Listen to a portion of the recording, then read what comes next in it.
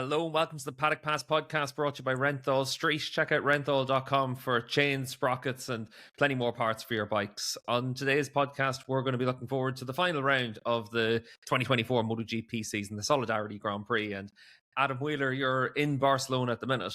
And I know for all of us in the paddock, it's been one of the big things. What's the weather going to do? So I'll kick it off straight away, Ad. What's the weather going to do? Not many people are used to Barcelona in November. Nobody knows, Steve. It was 20 degrees, glorious sunshine yesterday, not a cloud in the sky, but now it's sort of shifted somewhat. But I think you're always rolling the dice when it gets to kind of late November in this region at this time of year. But we should be okay. I mean, I think it was it the COVID year where we had, the Grand Prix of Barcelona here in October time, not too distant from that. So, but I mean, the circuit, the Barcelona Catalunya, is famous for not having any grip. I think sort of slightly mild temperatures are not going to help with that. So that's why I think the championship, we can't really say it's a foregone conclusion because there is that lottery element. Yeah, I think it was the last weekend in September whenever we had that Grand Prix and it was freezing cold conditions. It was really tough. But I suppose actually, Adam, there is one other question to ask you. Are you a film star now? No, Steve. I had a couple of lines. It was just to give people some context, I was filming for this new Idols movie being produced by Warner Brothers Spain. And we were filming press conference scenes for this Grand Prix and for Misano around the protagonist in Valencia last week. And it was interesting to see the behind the scenes mechanics of a movie. I think I delivered my lines at least 20 times, so it became a bit repetitive by the end. But some interesting creative people on the project, and it's just fascinating to see how it's all put together. I've got one more day of filming to do after the Grand Prix in Barcelona. So then I don't know when it's coming out, but from talking to the British director, Matt Whitecross, he was a guy who worked on documentaries with Oasis and Coldplay and stuff. He's done quite a few music videos and other films. He says that the green screening and the way they've managed to mesh real MotoGP action footage with what they filmed is really clever.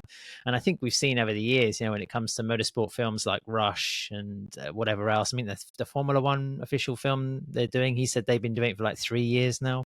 So I think, the way the motorsports are portrayed in the films is a bit more realistic compared to what it used to be, where it just was a non-starter. Kind of like football films as well. I think they've improved a lot, in the last kind of notable releases that have appeared in cinemas.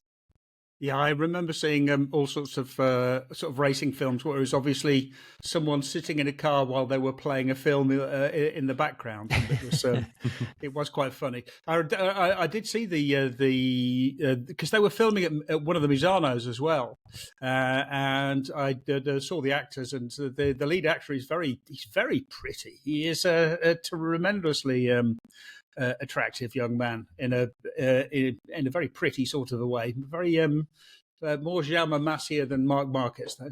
In a very traditional way, he's quite a handsome man.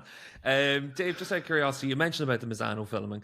Was that the one moment in the season that gave you the most hope? Whenever we didn't have the Martinator on track, we had some other nickname on the bum patch. The Rocket. The Rocket. Oh, yes, that's right. No, well, I mean, like, I've got over the Martinator. The best thing about the nickname the Martinator is it really, really annoys Adam. So I'm all for it. Neil, obviously, we've heard about a few different films there for Adam. What's your favourite racing movie? It's a good question, Steve. I think you might have stumped me.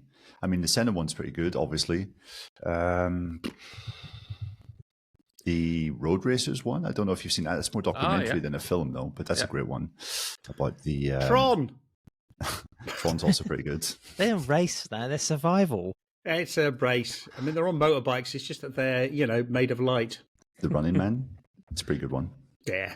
Do you know what's actually probably the worst racing movie I've ever seen? Because obviously I've sat down and watched fucking loads of them. Flat Out with Michael Madsen. It is truly one of the worst films I've ever seen. I think it's about a paralyzed a racer that crashes. I think his name was like Sean Cooper or something like that. And he crashes on an oval and he gets paralyzed, and then he gives hope to some kid for bringing him forward then as a racer, probably about 25 years old. Absolutely the worst movie ever. It makes Days of Thunder look like a masterpiece, and that's the one racing movie that always comes to my mind whenever I think about like what Adam was saying about they've improved a lot. Well, it's not hard to improve a lot from that absolute shite. So for me, it's one of those ones where like with Rush was obviously very good. I enjoyed it. No, terrible, awful. Why? Shocking. It was awful. Why? The dialogue, terrible, awful. Look, there is only one. There's only Ron one Howard. good. There's only one good racing movie, and that is the photorealistic documentary Talladega Nights. I have to say, Dave, it is a very quotable movie. So Yeah, I'm not but it's going also exactly. It's also much closer to the truth than any of them, any of the other shitty ones. My favorite was, and growing up as a kid, I probably still know the script to it, was Silver Dream Racer with David Essex, filmed around the 1979 British Grand Prix. In fact, that was particularly memorable. God knows why David Essex is on a motorbike, but yeah, some interesting scenes. For the same reason that the Spanish actor who's playing the lead in Idols was on a motorbike, because he's a very good-looking young man. Well, he was in 1979. I mean, I don't know about now. I mean, the story's so, but it's interesting seeing knowing the behind the scenes stuff about it. Like Roger Marshall was the riding standing, and never put barely a centimeter of his arse off the saddle. So you had this very kind of antiquated riding style for a protagonist who's supposed to be, the shit and really, really fast. It just doesn't kind of marry. Yeah, I always think it's one of those things that's quite a risky one. Like Neil, when I mentioned Brush, you jumped in, and one of the things that obviously annoys a lot of racing fans is here we are in Fiji for the final race of the season, and you're looking at it, and everyone's there like, that's Brands Hatch, and it's things like that that always annoy everyone with a racing movie, because we're all massive racing fans. So you're looking for those little loops in it and things that you're looking at thinking, oh, that's wrong, it shouldn't be like this. And it's one of those situations where every movie has that, but because we're racing fans, we see it in racing. And obviously, Adam, like you said, for football movies, it's the same, unless it's what was that terrible one in the 90s had with some kid called Santiago playing for Newcastle. Goal. But I mean, yeah. at least you have to have an actor that can kick a ball. That has to be the basic start. Like you need somebody who knows what they're doing on a motorbike. They kind of have to sort of lean off and understand how sort of gyroscopics work and the basic forces of a motorcycle. That would help.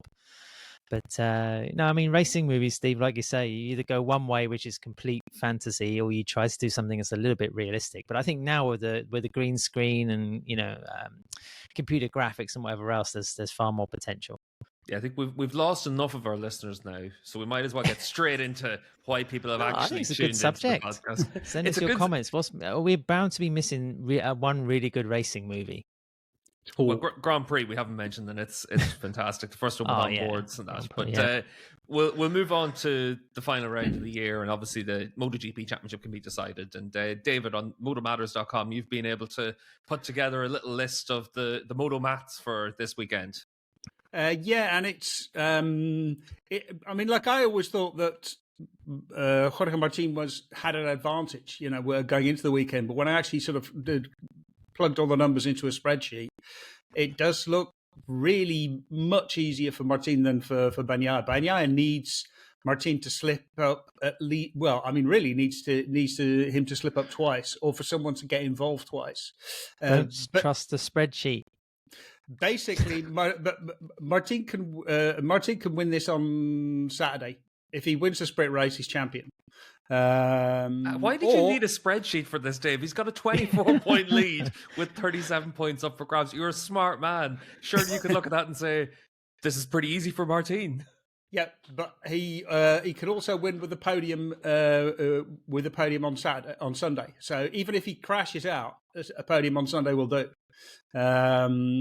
So yeah, but it was interesting going through all the various sort of like permutations. You can't do all of them. I mean, it used to be easy. because there was just won the race. But now, sort of, you can't calculate all of what Pecco Bagnaia needs to do, because it really depends on what it completely depends on what Jorge Martin has to do. But I mean, like, it really does look. Martin doesn't have to do much. He only has to, he basically has to score 14 points over the 2 races, and he wins the championship. Yeah, I mean, historically speaking, it is not looking too great for Pecco, you have to say. This is the 21st time that the MotoGP race has gone to the final round of the year. In 76 years of history, I think it is. It's the 7th time in the MotoGP era. And in those 21 times, I think only 3 times has a rider that has been leading going into the final round not actually won the championship. Twice, Valentino Rossi. No, 3 times in the really in the entire history. Yeah. So no. Sorry, but 2 of those times with Valentino Rossi, which Valentino, which is remarkable, really. Exactly. Yeah. So the biggest overturn was Rossi losing the title in 06 to Hayden. And he went into the final race 8 points ahead. So to go in with a 24-point advantage, you would say, is a pretty handy margin and a buffer for Jorge to manage over the weekend. Yeah, I was just going to ask you about the history of it, Neil, over the years, and which of them is the one that really stands out to you, though, as the best of those final weekends? I mean, probably Hayden's comeback in 06 was the most surprising, I would say. Certainly the most unlikely. Very few people give Nicky a chance, I think, of overturning that, simply because it was Rossi in his absolute pomp. He was coming into the race injured as well after the crash with Pedrosa in Estoril. And there was a few people that could have imagined what would have happened that day. Adam, we've had quite a bit of chat on our Discord channel for our patrons, so patreon.com/Paddock Pass podcast. And you can get involved with the Discord server just to chat with all of the other patrons. And one of the things that has come up is just the nature of having sprints and having Grand Prix, and the fact that it has changed things an awful lot over the course of this season compared to, say, 10 years ago or 5 years ago. And the fact that now we've got 40 races to decide the champion. And some people are asking whether or not it devalues the championship a little bit because we've got the sprints added into it. What's your feeling on it? Goodness. I think the subject of having too many races is one we've gone over a lot, Steve. I mean, you could say having 4 races, within Spain or 5 on the Iberian Peninsula also devalues those, because you start getting into regions rather than sort of nationalities or territories. But I don't think it really devalues it at all. It makes the championship a little bit more strategic. I mean, it also gives extra value to what you do on a Saturdays, and it's something that Pecco Bagnaia in recent Grand Prix in press conferences has been admitting that just hasn't really been a Saturday man.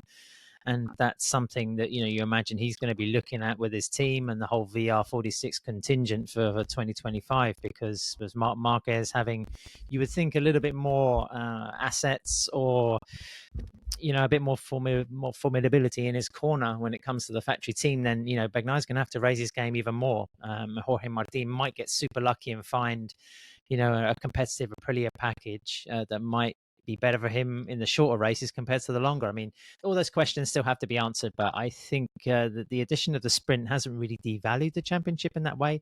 And like Neil says, there's not been that many occasions where it's really gone down to the last round, and it has for the last 2 years. Maybe that also has something to do with the sprints. Just one quick comment on 2006. Wasn't Rossi riding a little bit of a dog of a Yamaha that year? It seemed to be a season where he was having to override it a little bit more than that was his own fault. In fact, no, I'm going to blame F1, because Rossi was flirting with. He was flirting with F1 at the time. He'd been in the Ferrari, he'd been quick. He was seriously considering what he was doing. He sort of lost focus. And in fact, we will over the winter have an interview with Lynn Jarvis. I sat down for a very long interview with Lynn Jarvis to talk about his time at Yamaha, which is fantastic. And he gave a little bit of insight into that. But basically, Rossi got distracted. The bike didn't get developed as well. The bike had chatter. It took them half a season to fix it, and by that time, they were in real trouble.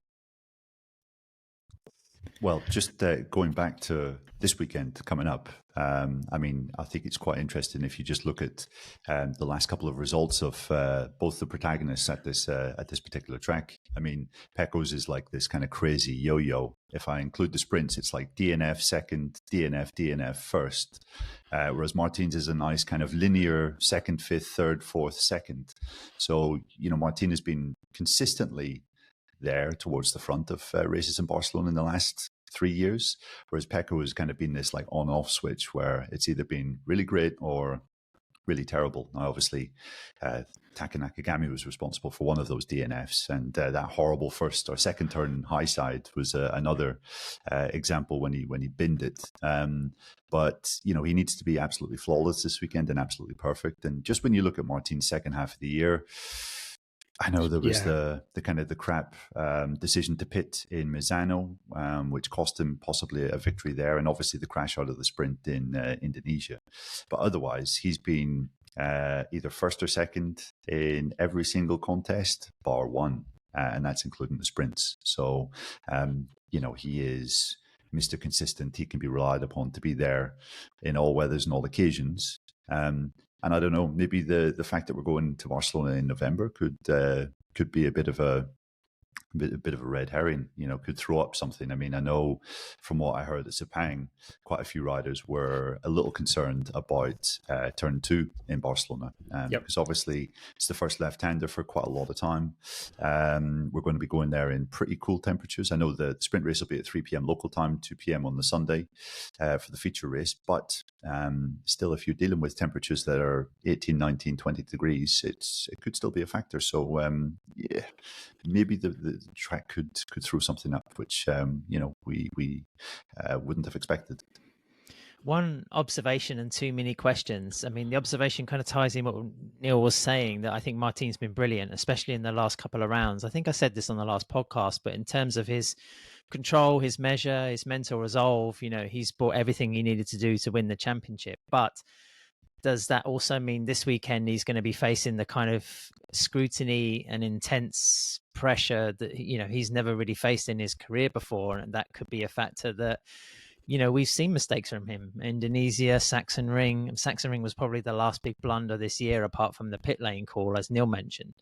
But I do wonder how Jorge is going to handle that this weekend. And you imagine that his team around him are going to be limiting the obligations that he has, trying to keep him cool and steady. But all he needs to do is drop it in the sprint, for example, and Bagnaia takes 12 points, and that makes the outlook far more nervy and difficult for Sunday. So that's, kind of what you were saying earlier, Steve. Has the sprints devalued things? No, because it's given it almost like a two halves, to use a football analogy, and it's more interesting that way. And one kind of little question for you guys, if Martin does go on to be the first sort of independent team champion, is that really anything of significance, or the fact that he's on a GP24 and he's a fully fledged Ducati rider, make him the equivalent of like Bagnaia anyway? Oh, well, I think, is he the first satellite champion? I mean, Rossi in 01, that was technically not the factory team. Just a different colour on the bike, wasn't it? Yeah. I mean, in the MotoGP era, I guess you could say that. But yeah, it is. I mean, we have an interview with the two crew chiefs that are going to come up in this podcast in a little bit, of both Pecco and Jorge Martin. And one of the things I asked them about was what are the differences between the two teams? One being a satellite, one being a factory team. Christian Gabarini, Pecco's crew chief, was very, very adamant that there were absolutely few differences. The only difference is basically just that there's less pressure with the Pramac team. So therefore, he felt that they're at somewhat of an advantage. But yeah, I still think it's a pretty remarkable achievement for Pramac, you have to say. I think Adam is being rather unkind to Martin, saying that he hasn't faced any real pressure yet. I think he's been under enormous amounts of pressure throughout the season. I think it's actually a little bit easier. I think he has it a little bit easier because he does have a more comfortable lead. And again, even if he does crash out, he will still have a 12-point advantage, third will be enough. finishing third is going to be enough, no matter what Pecco does. So it's fairly straightforward for him. It's much easier for him. And as for the question about sort of satellite riders, Pramac, I mean, this is not anything like this. Is much more like Rossi in 2001, where the bike was painted were painted different colours. However, there is less factory support for Pramac now than there was for Rossi then. Rossi was a de facto factory rider. Martin is a factory rider in a satellite team with strong factory support. Basically it comes down to the priority of crunching numbers in the Ducati truck after the race, and it's always the factory team which goes first. But fair play to Ducati. They've given Jorge Martin all the support that he's needed to be able to be this competitive. They haven't chosen sides. They've allowed them both the freedom to compete, and I think it's much stronger and better for Ducati, because they come out of this looking really fair, open, and honest. Well, I mean, despite the fact that they're dominating the championship, they're going to come away winners anyway. The philanthropists of MotoGP, Dave. Well, this is very much the kind of philanthropy where you take money out of your own pocket and put it into your own foundation, which you set up and which employs you. But yes, it's that kind of philanthropy. Good. I'm glad we cleared that up. I think for me, one of the things with it as well is that Martin's up against Pecco Bagnaia. Bagnaia's won 30 Grand Prix, 2 World Championships, whereas for Rossi, he was already the best rider in the 500 class. He was up against Crivier, who never really got back to those heights after the Doohan era, and then Ukawa was on the other bike, and Ukawa won some Grand Prix, was solid, but nothing like what you're up against now for Martin, where you're up against Marc Marquez, even if he's on the year-old bike. Ineos won 7 or 8 Grand Prix as well. I think that it's a lot more competitive now, so even though in some ways it's similar, I think that what Martin is doing now is probably a little bit more deserving of a bit more respect as well, I'd say. I think that just when you take into account all those things. But the fact is, if you're on a GP24, you've got a massive advantage over everyone else. Sorry, Neil, I jumped in ahead of you there. Yeah, no worries. It was just to say it'll be interesting to see how Martin approaches it. I mean, will he take the Pecco Bagnaia approach in 2022 when he knew that a podium essentially would be enough for outright victory in the championship, and pretty much based his weekend around not taking any risks, which I think was a bit of a frustration for Davide Tardozzi at the time, but he did eventually get the job done, beating Fabio Quartararo?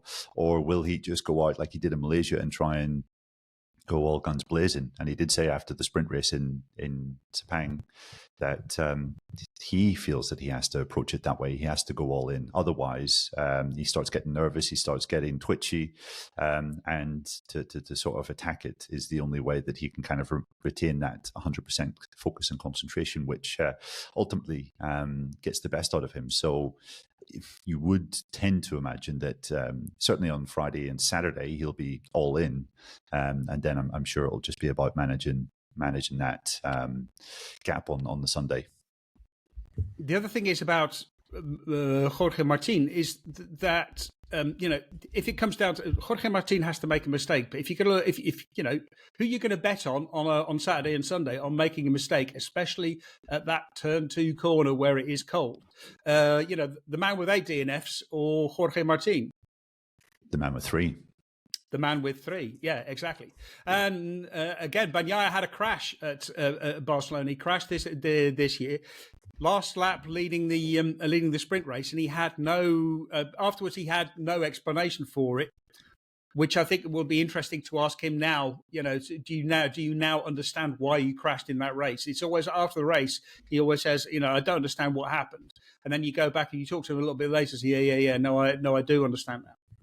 I think we also have to rule out the chance of any shithousery from Pecco. I think he actually answered Neil's question in a recent press conference by saying, he's a clean rider, doesn't resort to those kind of tactics. So I don't, there's a possibility that Ducati call in the big dogs. They sort of do a blanket order across their riders to try and help Bagnaia as much as possible, maybe sort of rough Martin up. But I think it's unlikely. But how desperately do they want to hang on to that number one plate? Of course, because it will be on another bike next year if Martin does do the job. Yeah, and obviously for Pecco to succeed, they'll need quite a few riders to be up there at the front fighting with them. And as we saw at Sepang, no one was really in the same league as the top two. But earlier this year in Barcelona, I mean, we did have quite a few names. I mean, the Aprila of Aleix Espargaro was up there on the Saturday on the podium ahead of Martin. Marquez obviously had a couple of really good rides from 13th on the grid, I think it was. He got 2 podium finishes. So maybe you could count on those guys, although the way Aprilias have been going recently, I wouldn't have any real confidence or faith in either Espargaro or Maverick. And then Pedro Costa, I guess, is the other obvious name, who was brilliant up there fighting with Pecco on the Sunday before having a crash at turn 10. And that was a crash, I believe, that was due to an issue with his brakes. It wasn't actually a rider mistake. So I remember speaking to, all of us speaking to Paul Espargaro with the next round in Mugello. Oh, sorry, that is someone at my door. We had the chance to speak to Paul Espargaro just after Barcelona earlier in the year, and he was in raptures with what Pedro had done up until the crash. So it will be interesting to see whether Pedro will be able to repeat that. I read his press quote coming into the weekend, and he certainly was aiming high, hoping to be up there finishing the season off the podium. So maybe that's another name. But on the whole, there's not a great deal. I mean, this has never been a great track for Bastianini. There's not a great deal of names that you can imagine getting between the two. I think Pedro Acosta is going to be the wild card because this is his last opportunity to actually win a race before the end of the season. In his rookie year, I don't think he wants to go without a win in his rookie year. So I think he's going to be taking a lot more risks, and he's the kind of rider who could end up accidentally, causing a mess in the championship, taking someone out because he's going to be at the front and he's going to be going for the win. That's going to be there. But then again, both Martin and Bagnaia will know that and have to take that into account. A risk-taking Pedro Acosta. I think that's enough to make everyone want to watch the Solidarity Grand Prix, Dave. And just before we move on to a few interviews that we have on this week's pod, we just had EICMA, where obviously you get to see all the latest and greatest bikes out on sale. And Adam, KTM had a lot of new offerings at EICMA, and for British fans, they'll be able to go to the NEC this weekend onwards to be able to see them at Motorcycle Live. But it's always fun when you get to see all the new models at each of the shows. Yeah, it was tempting to go to EICMA this year, Steve, but just the relentlessness of the MotoGP calendar, this phase of like the autumn or early winter, just meant it was a little unrealistic. But as you said, like KTM on KTM.com have a sort of fleet of new motorcycles. For me, the pick was probably the 1390 Super Duke GT. Looks, definitely the business for, models that can take you a little bit further, a little bit easier to ride, longer distances. I guess in sort of approaching my Doges, that's more kind of the model I'm after. And but there are others to choose from, of course, title winning dirt bikes as well. Just have a look at KTM.com and see some of the highlights from EICMA. Yeah, nice cruiser that can still rip your face off. And I think that's what the KTMs definitely look like at the minute. And they look really cool. So check them out at Motorcycle Live as well. That kicks off this weekend and runs for, 8 days as well. And Neil, we've got plenty of interviews from you as well. It was almost like you were a crew chief whisperer this week. You were chatting to Ayogura's crew chief Norman Rack, and that's on patreon.com/Paddock Pass podcast. And that was a really cool interview, actually. 20 minutes with Norman and really good insight into why Ayogura is going to be an interesting rider to keep an eye on next season in MotoGP.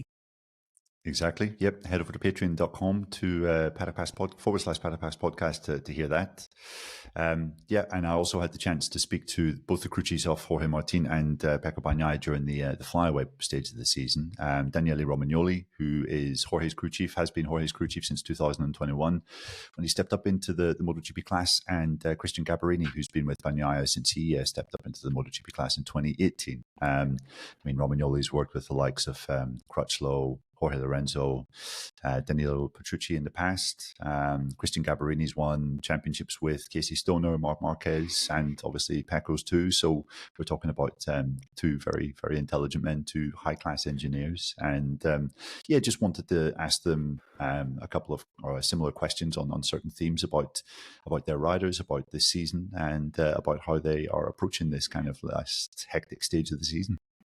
So I guess the first question I have is, how have you seen Jorge evolve in 2024 compared to the past?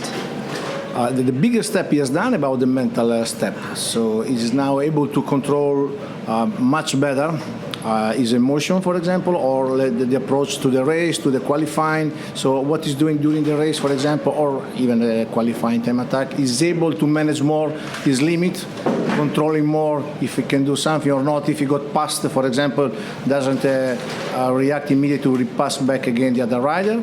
So overall, the biggest step is in this mentally.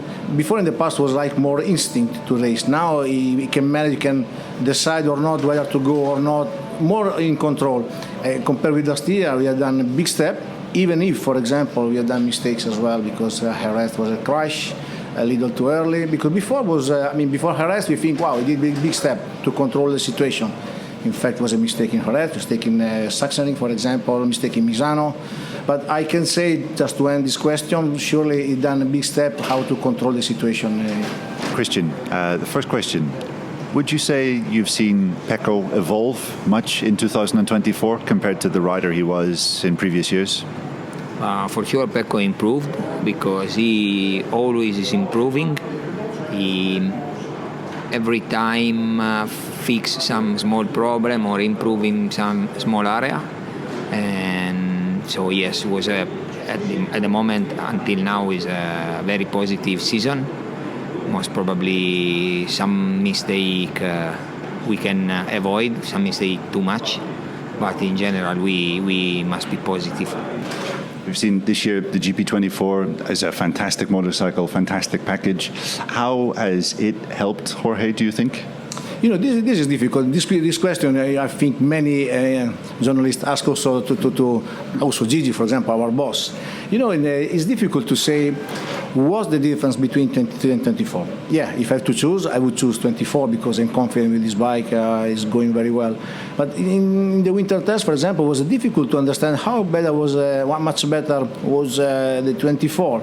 So now, for example, you should test again both bikes, and then, you know, advantages anyway we know is an aerodynamic package. Let's say is a little depends. This is something, for example, 24 is better to go in the corner, but maybe 23 is better on braking, for example. And then we have also the device that gives us more, let's say, lower in the rear, so we have a little more speed on the straight, for example. But then it's difficult to tell you more what is better one bike or the other. I'm very happy with 24 because now we understand very well. Honestly, we have to work to make the bike working because, for example, compared with 23, we moved our setup base has been moved a little. So, but now we find a good base. I mean, we find a good base after 3-4 races, and now we are steady setting. Have you found that this year's bike, the GP24, has been a better fit for Pecco and his riding style? I think he said 1 or 2 times that maybe he feels a little more comfortable in the braking areas. Yeah, because from 2022 to 23, Pecco wasn't 100% happy, but this year is happier for sure than last year. The bike for him improved in the area in which he would like to. It's a different situation this year because you're leading and you're defending from Pecco rather than chasing him. Is that an easier situation, or do you think it brings more pressure? It's never easier, you know, because we are leading. It's better at 20 points than catching 20 points from Pecco. Is the level, I think, these two guys, they raise the level so much. And we have seen also last few races, even Mark is there, and sometimes also Enea. Surely it's better to have some points of advantage. You can a little more, let's say, manage the situation when you're in the race. For example, you are not, you must win, you must arrive in front of him. if I can win, I try to win without taking too many. So I think he's in a better situation because you can manage more this limit. Now, if it happened, for example, last race in Philippines, yes, of course, our plan to win sprint and race. At the end, we said before, if you can win. If something happens, Mark is there. If you can, you try, but don't make stupid things and take the point back to the garage. Is it easier this way when you're chasing, or is it more difficult in your view? In my opinion, regarding me and the team, is exactly the same, and most probably in Pecco's head can be different. If I am a rider, I would prefer to try to challenge instead of defend, but I don't know, this is something very personal, and I don't know how Pecco is managing this mentally side. I think one or two people in Pecco's garage have said that there's always the expectation to win with the factory Ducati team, whereas maybe the pressure is not so high in the Pramac team because but there's less expectations. Do you feel that, or? Surely, I can tell you this. I worked in the past in a factory team and satellite team. Always in the factory team, we have more pressure to win. Absolutely, this is normal because even the bikes are the same, for example, and the team support, the rider and the bikes for assistance is the same. It's different story. This is the factory's maker building the bike, so this is the best package we have with teams and material by machines and everything. And satellite team always you think like it's a side team, okay, like B team. So always I prefer to work in a satellite team. The thing is, because we know also as a satellite team we have a factory bike, we have a good rider from the beginning when he jumped in our team. Martin is good. So we are catching the championship. We didn't win the first year, we did good the season. The second year was more difficult. Last year, 23, it was incredible championship. So last year we didn't win the championship. It was missing something at the end, some points, some mistakes at the beginning of the season. This year we feel like we are a factory team as well, because it's so important to win the championship. For the team, it's very important. 20 years with the Ducati, if you can reach this goal, it could be incredible. So again, I want to say I prefer to work in a satellite team, but consider that our team is almost a factory team. Probably we don't have the pressure of the sponsor like them, but for this is an advantage for us. In this case, for me, it's very particular because we are speaking about a team that everybody defines satellite, but in reality is a factory team, full factory team, with full factory bikes, factory rider. The guy of the team are not lower level than our ones. So technical side, we are in exactly the same situation. Then, if you ask me, for sure, can you feel more pressure in the factory team comparing Pramac? Most probably yes, no? Because if you are in how to say, independent team, if you finish second, you did a great job. If you win, you did a great job. If you are in a factory team, if you finish second, you failed. This is the only difference. But if we speak about technical, we are exactly in the same position, exactly at the same level. I'm interested to know, how do you see Pecco as a competitor? And do you see a stronger Pecco this year than in the past? Yeah, always Pecco, for example, is good on braking, and this is we work so much with Martin to improve this area. But again, having and sharing the data between Pecco and Martin, at the end, if you check the data, if you don't check the name of the rider in the computer and you just check the graph, looks like the same rider. Because copying each other, checking each other, the riding becomes more normal, more similar. Sometimes we are checking in the past, in the years, we are checking half a 10, the difference, maybe passing couple of years, at tens to tens, now we are checking milliseconds. So they are very, very close. And how to say, difficult. I think these two riders are pushing at their limit, very high limit, and difficult to tell one rider is better than the other. In general, always Pecco is good on braking and Martin is good on acceleration. How do you see Jorge as a competitor this year? Do you see a stronger, more evolved rider than last year? For sure he grown because at the end, if you look at the numbers, he won a lot less races than Pecco, but he's leading the championship. So it means he's very, very solid. He's always fast in every situation. So I think he worked a lot on his mind to be, I don't know if more focused or less up and down. I don't know how we can define it. But at the end, they did it because the result gave him right. He is leading the championship. So at the moment, he is the best. Just finally, you've been in this situation before, obviously last year, fighting for the championship. What is the key to being successful? I guess it's trying to just put away the noise from outside and focus and do your job to 100%. Yeah, for sure. Okay, we have to manage this advantage. This means, okay, we are not looking far, let's say, looking to Valencia. Okay, we are looking race by race. We try to achieve the best we can. Always we want to try to win sprint and, okay, first of all, first row in qualifying, and then win the sprint and race. Yes, we want to win all. But we have to try to add little points on Pecco. We are trying in this race, also Sepang, try to add some points to Pecco, and just this. We don't need to be obsessed to win the races, you know. We need to control. But then, you know, sometimes you never know what's happened. Maybe something you can control from an external, let's say, influence can happen something, and then, then it's difficult to say exactly what we can do. But first of all, having 20 points, we need to manage and try at least to arrive or just in front of Pecco, just behind, depends the position you are. We will work exactly in the same way, race by race, until the mathematics tell us that we are out or that we win. So for us, it's exactly the same. He's super quiet and calm, and at the moment, if I have to say now, looks more calm than usual. So this is his nature, I think.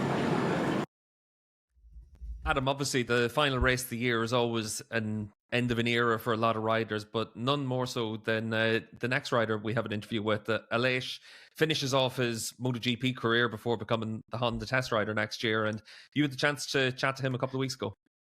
Yeah, that's right, Steve. The interview was recorded before the events happened in Valencia, of course, and then the final round of MotoGP, changing destinations and also significance, I guess you could say.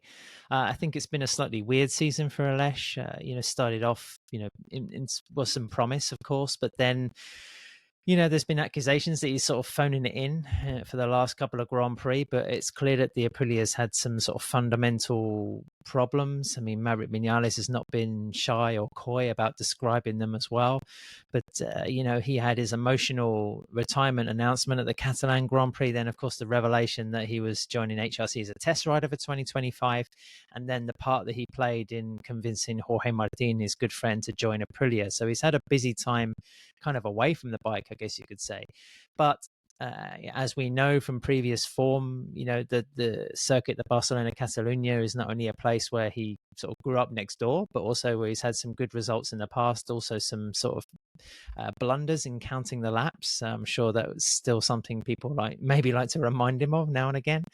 But Aleix is always good value. He's always got an opinion. So we just grabbed 10 minutes with him, a little bit on his career and also just approaching the finale of it, and also what lies in store for next year as well. So that took place, and here it is now.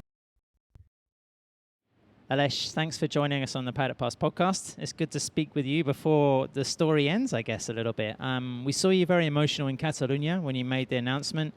Again, I imagine these last couple of weeks have also been a very different experience. Can I ask you how intense the life and the mentality is if you imagine yourself with another 2 to 3 years of contract compared to now, where that the life is going to change in a matter of weeks? Yeah, I mean, Barcelona was a really emotional weekend. And after that, I was, super focused, and I didn't feel any different against other season.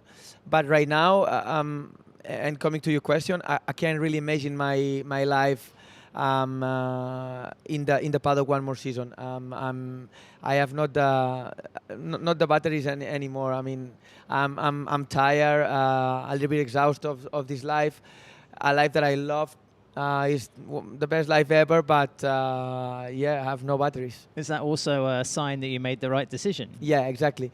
And when I decided to stop, it was quite early in the season. It was in Barcelona, so after some races after, I make sometimes the question to myself, did you take the right decision or not? But yes, I can say after a couple of months that I did the right decision 100%. I still want to ride. This is why I take the chance to be a test rider. But yes, I'm a little bit exhausted to travel all around the world. The end of the story with Aprila. Can I ask you how you feel about that? Because I'm sure the dream scenario is to go out with a victory or a podium. But then in another way, it's also good that you're finishing the career not like, say, Jorge Lorenzo, where he had an injury and he felt like he wanted to stop. So there's good and bad parts, because I'm sure with the way the Ducati is in this championship now, it's very hard to get the dream result and say goodbye. Yeah, obviously, I would love to end up my career in Aprilia winning races, but I think the level we show this year is not that bad. And you know, in this sport, sometimes you are pushed to go home because your results are not good.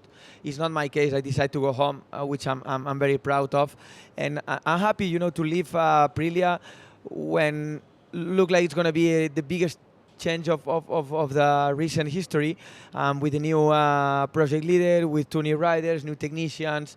Everything is changing, so I'm happy that it's the end for like for everybody in Aprilia. Like they're going to start a new story.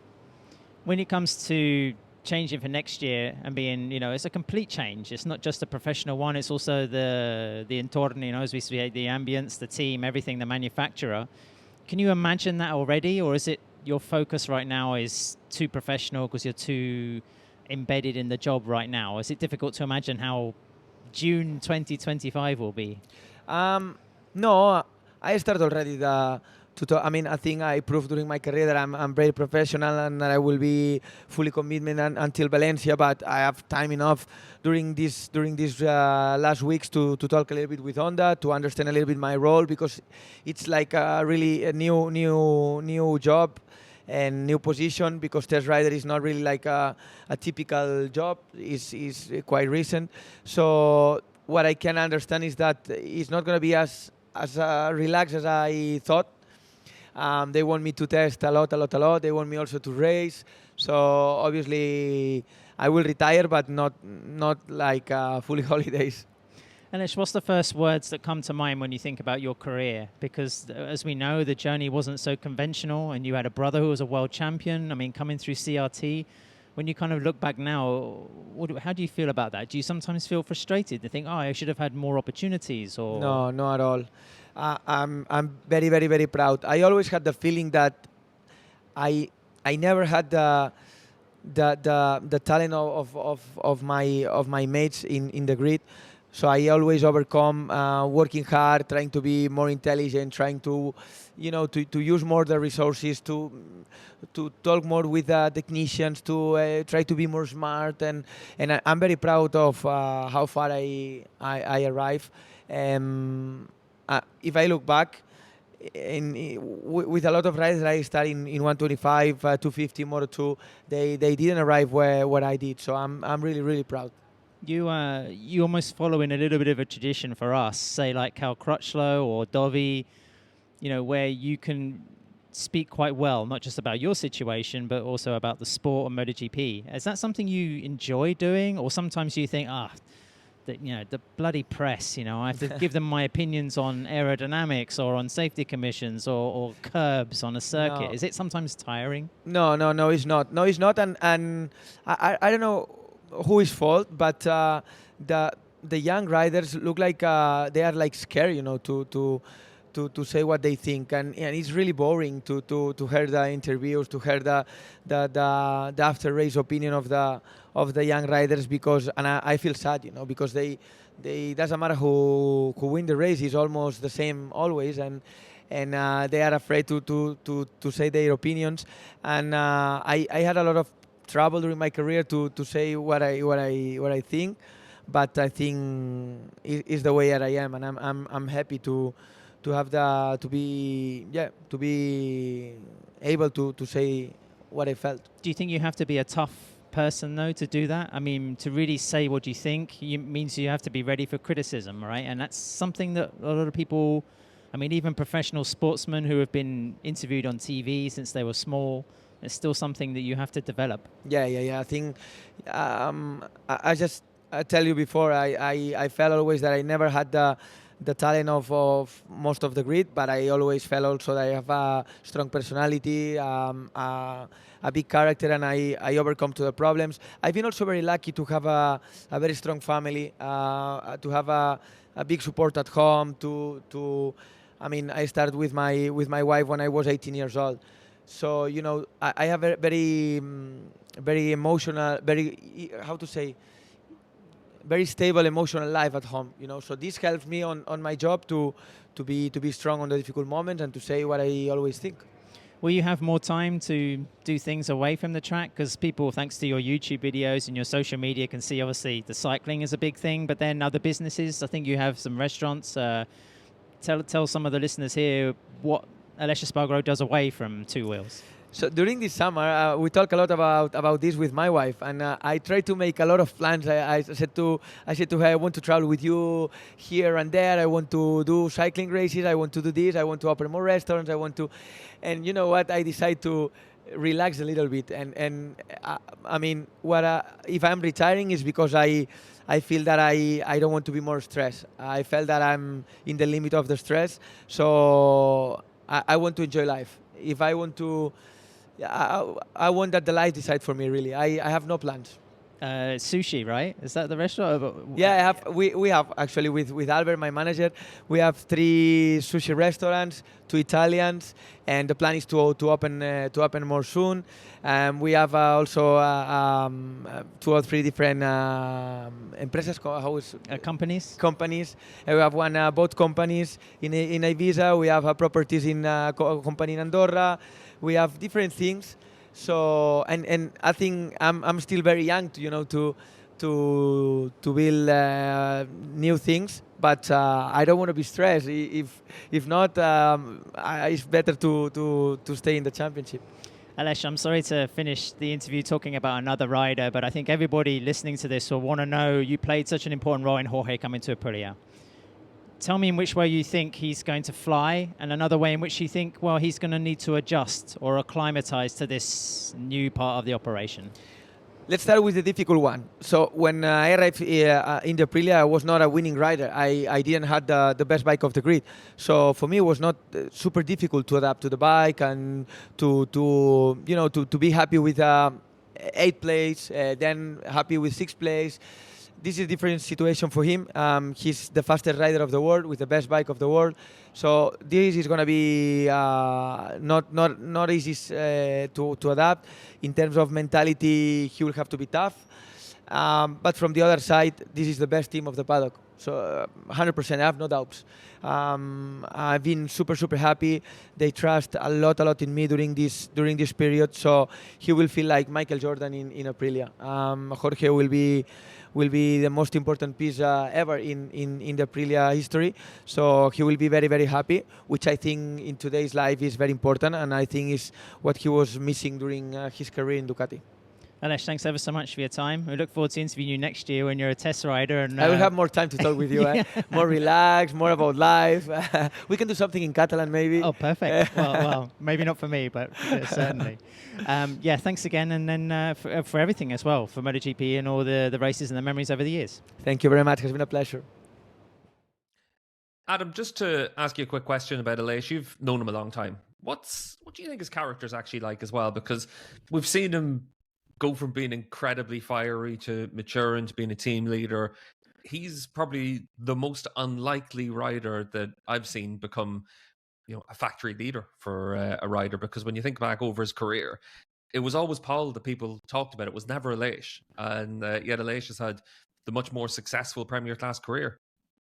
I think Aleix has worked really hard on maximising the virtues that he does have. I mean, he's an incredibly passionate guy. He's incredibly forthright as well, very confident in his abilities off the motorcycle. Of course, he's not a slow rider. He's achieved results in MotoGP and also in a very tough era. So I don't think you could write him off. But by his own admission, he's not the most talented rider on the grid. But what he does bring is, a lot of confidence. He's a good point man for a project, and I think he's gathered that confidence through being a factory Suzuki rider and then heading into Aprilia, sticking with Aprilia when, I think it was, Neil, you have to correct me on the season, maybe 2019, where the bike seemed to be breaking down once from every 2 to 3 Grand Prix.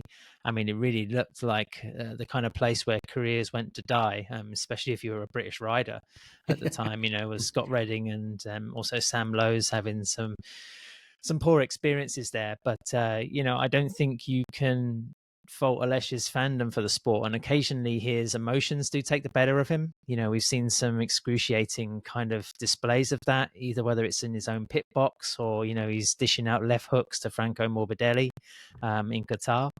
But it's I think he's definitely a character, and he's an exhibitionist, and he does put himself out there. I think MotoGP will be a little bit poorer for that, not just because of the experience that Aleix has had and the sort of scope he has on the sport in terms of his perspective, but then also because he's willing to embrace the celebrity side of it, I guess you could say. Maybe you could contrast him with somebody like Marco Bezzecchi, who has some of the visual personality but doesn't want to show any of it, doesn't have that kind of exuberance or flamboyance. And any kind of professional sport needs somebody who puts themselves a little bit in the window, for better or worse. Okay. Dave, just ask you a quick question about this weekend for Aleix. Obviously, final race weekend, and like Adam said, grew up just around the corner from the track in Montmelo.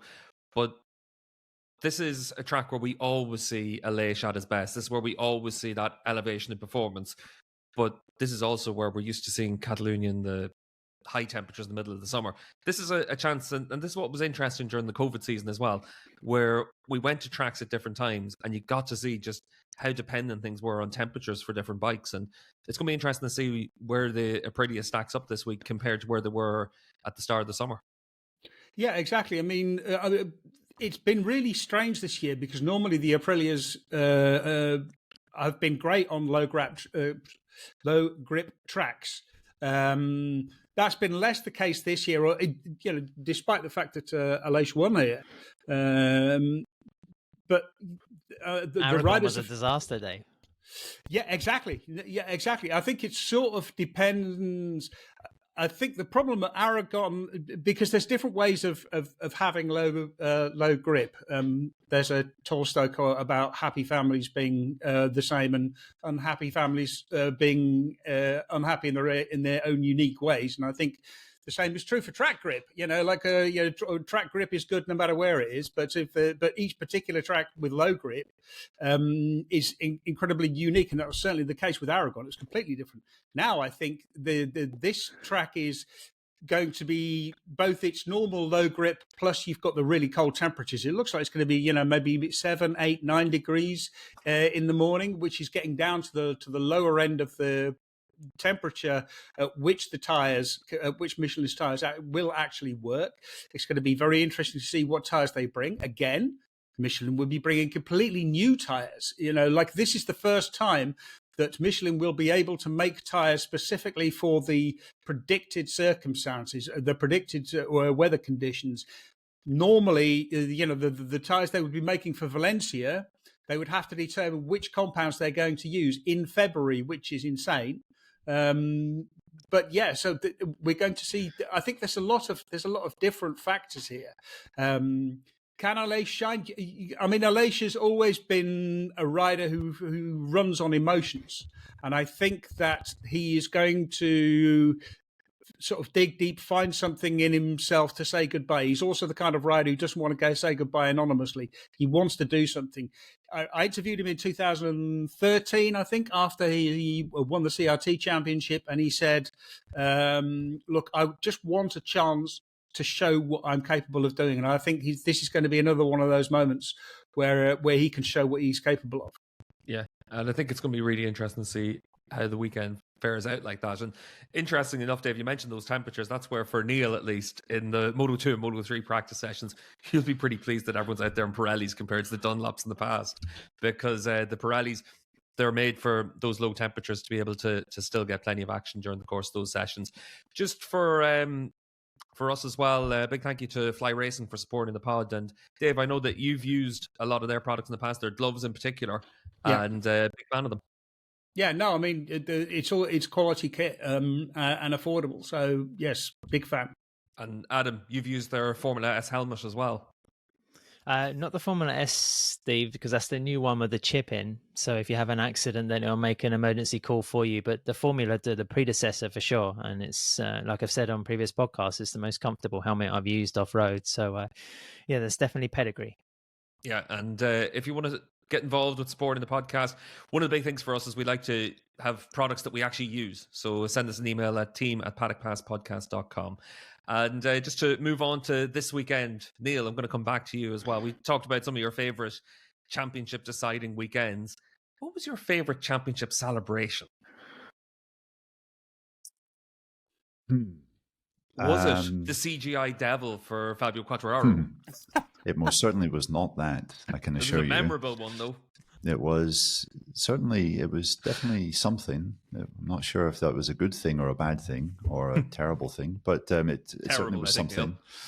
Yeah, I mean, I remember interviewing Nicky Hayden in 2015 before he left MotoGP and asked him what his sort of defining memory was of being a MotoGP rider, and he said standing on the podium in Valencia with the yellow fireworks going off. Obviously, everyone was expecting a Rossi success. So in a way, I think that was my favourite championship celebration, the yellow fireworks going off in 2006, despite the fact that Nicky was the MotoGP champ. Yeah, no, I mean, I completely agree, because the other thing is it wasn't a planned one. I don't think that you got the sense that, Nicky had pretty much given up on the chance of winning the championship. So, they'd sort of had some T-shirts printed up and that was about it. But they were fully expecting it to be another Rossi celebration. So Rossi must have had a celebration plan that never got, that never happened. And so it was just really authentic. And I think you cannot be left untouched seeing that picture of Nicky Hayden with tears streaming down his face on the bike with his dad on the back. I mean, that's what it's supposed to mean when you win these things, not some kind of, overproduced movie. Yeah, I think it's one of those things where there's such a fine line for it. And I know for me as a commentator, one of the things that really annoys me is leather changes, because they take forever and gold leathers look shit. There's everything about it is just really bad. It takes ages.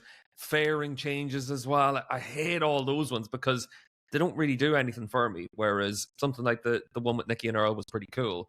But Adam, just away from MotoGP, I don't really know too much about it, but in motocross and supercross, what are their championship celebrations like? I can only ever remember just wearing the vests, really, rather than like what we see in circuit racing. Well, motocross has sort of slipped into this routine, Steve, where the champion will come across the finish line and then into like this mass kind of mosh pit with everybody jumping on top of him or her, and champagne going off, flares, whatever else, and it's just a big clusterfuck. All the photographers trying to get their picture. It's quite tired now. It's the same kind of picture you see every single year.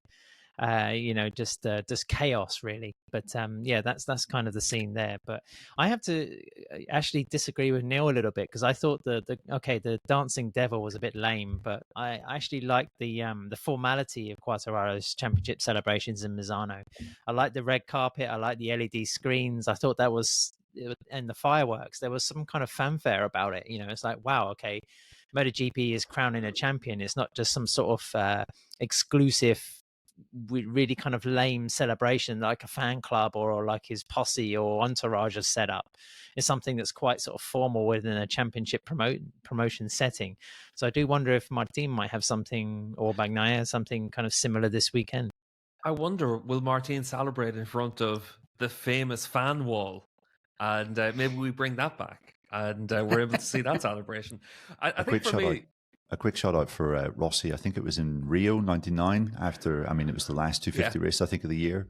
And he rode around with a guy dressed up as God on the back of his bike, which I thought was just pretty random, pretty cool. Yeah, but he also rode around with a chicken. He did. I think God was an upgrade on the chicken. I don't know. Chicken's pretty delicious, depending on how you do it. But I think for me, one of the best ones I saw on Superbikes was actually Jonathan Ray's 4 of a Kind, because there was a bit of thought went into it, and it wasn't overly hammed by Ray. Whereas sometimes those championship celebrations seem so forced. Neil, I know that you loved Johnny's 2015 one, where he had all the Northern Irish legend helmets around Jerez as well. So that was quite cool with Joey's helmet and Speedy Reedy and all that. So I thought that was quite a cool celebration. But there's such a fine line between being really cool and way over the top and going the other end. So I'm always curious to see what's going to happen. And the Martinator could be a little bit interesting this weekend as well. But just before we get to the final predictions of the season as well, just a quick shout out to Renthal Street as well and the Fit My Bike tool on renthal.com. I know a mate of mine just did it for his 2021 MT09, and he basically just went onto that, selected the year, selected the model, and then bought himself, I think it was new handlebars and a sprocket. So nice handy tool to be able to see what you're able to do to upgrade your bike. But into the final races of the year, and Adam, when's the championship going to be won? Is it going to be won on Saturday? Is it going to be won on Sunday? I still think we're going to have some drama in store. It's going to be one on Sunday. I hope it is one on Sunday. I'd like to see it go down to the very last race. Dave, you're a contrarian. I'm sure you want to see it won with a sprint and a crash for Bagnaia, and suddenly all of his Saturdays come back to haunt him. What I want to see is to see a fantastic sprint race and Martin to finish ahead of Bagnaia. I mean, like the real, if I was a real banter fan, then what I would want is for Martin to finish something like 5th, and for Bagnaia to crash out in a sprint race and them still win the championship. But no, I'm not that much of a killjoy. Are you sure? No, I mean, yes, I do take a certain amount of joy in display. No, but I do think I think there's a very good chance it's going to be done on Saturday. Martin doesn't have much to do. On the other hand, all he has to do is follow Martin around and see, or sort of follow Bagnaia around and see what he does. And I think it would give. I think actually, if it was sorted on Saturday, it would make for a much better race on Sunday. Yeah, I think that's one of the things for me that I'd prefer to see it won on Saturday, just because there's nothing worse than those races where Jorge Martin has to finish 14th to win the championship. Yeah. There's absolutely no drama in it. And it's a bit rubbish, really. It's a damn squid to finish the season. Whereas if Martin gets it won on Saturday and then you go into Sunday and we just have an absolute balls-to-the-wall battle all the way through Sunday's race, I'd be happier with that. But we'll see what way it goes. Neil, what about you, Saturday or Sunday? Sunday, I reckon. I can see Bagnaia doing a clean sweep this weekend, and Martin just managing the points on the Sunday. Yeah, it's going to be a busy weekend for you guys. Obviously enough, on patreon.com/Paddock Pass podcast, we've got our Paddock Notes shows, and each day through the course of the Grand Prix weekend, we bring you a 20-minute show basically to bring you up to speed on what's happened through the course of the race weekend. And if you go to Patreon, you're able to listen back to all of our predictions through the course of the season and what we saw on Friday and what we thought we were going to see on Saturday and Sundays as well. So you can check them out on Patreon. But the Paddock Notes show basically is the best way to keep yourself up to date over the course of a Grand Prix weekend. And for $10 a month, and you get a discount if you take it up for the annual pass, $108 for the year. I think it's €99 and £89. So you can get all of your Paddock Notes shows through the course of the year on that. And if you sign up as an annual subscriber, we'll also enter you into all of our competitions through the course of the year as well. And we've got a few competitions planned over the winter. Obviously, we'll have our Paddock Pass competitions for next season once again, like we had this year. But we'll also have some gift passes as well for the season as well. So we'll be able to let you upgrade to a free pass depending on the competition as well. Yeah, I mean, another reason to sign up is the Paddock Notes shows are just really good fun. I mean, we have good crack making them. They contain jokes. It's fun. Steve, you're forgetting about the crowning of another champion this weekend. Oh, I'm not forgetting about that. I don't want to mention David in the Alpinestars Fantasy League because it looks like it's a little bit too comfortable for Mr. Ducati Shod MotoMaths in that championship. Adam, we don't need to mention anything about fantasy. I think me and you are both locked into our positions, 3rd and 4th. Neil can't really catch Dave, and we're just going to park fantasy for probably around about 5 months, and then we'll be able to talk about it whenever we get ready for Qatar. When hopefully Neil doesn't end up selecting my team at the opening race of the year and basically costing me the entire season. But I have had a quick look through it, and Danny Team 32 still leading the way in our championship. I think Danny's got about 74 points in hand, so very difficult to be able to catch him at this stage, just because, as ever, all those people at the top of the fantasy have a lot of the same components. They're like Dave. They've managed to put Ducati in as their manufacturer through the course of the season. You've either got the factory Ducati or the Pramac seat as your team, and then Jorge Martin, Pecco Bagnaia, Marc Marquez seem to be in those goal positions for riders as well. So difficult to catch Danny. So it looks like that's going to be our winner for this year, but we'll obviously keep an eye on that and announce the winner when we get to the final race of the year next week on the Paddock Pass podcast, where we'll have our Paddock Note shows through the course of the weekend, our Sunday review show, and then Dave gets ready for testing on Tuesday. And I think that's basically the only reason that you're going to be in Catalonia, Dave. But we'll be back on Thursday with the first of our Paddock Notes shows. So check that out on patreon.com/Paddock Pass podcast. And once again, a big thank you to everyone for supporting us on Patreon. It really does make a big difference to allow us to create so much content through the course of the season. And also thank you to KTM, Fly Racing, and Torrento Street for supporting the Paddock Pass podcast.